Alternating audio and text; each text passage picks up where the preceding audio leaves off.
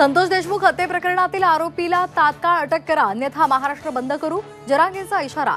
तर आज सातारामध्ये रास्ता रोको करून हत्येचा निषेध करणार।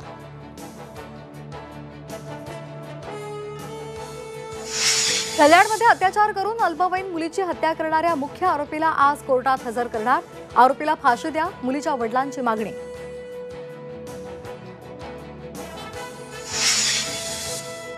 पुण्यातील सतीश वाघ हत्येप्रकरणी धक्कादायक माहिती उघड, पत्नीनेच दिली हत्येची सुपारी, गुन्हे शाखेकडून पत्नीला अटक।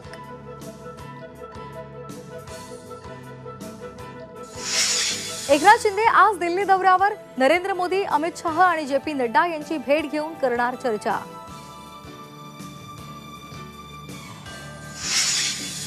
महसूल वाढीसाठी मद्य धोरणामध्ये बदल करण्याची सरकारची तयारी, सरकारच्या प्रस्तावावर विरोधकांची टीका।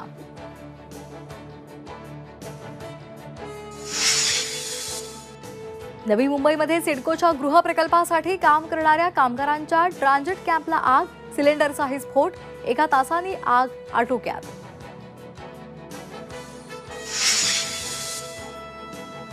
राज्यात पुढील 4 दिवस पाऊस आणि गारपिटीचा इशारा, थंडीचा कडाका कमी, काही ठिकाणी ढगाळ वातावरण।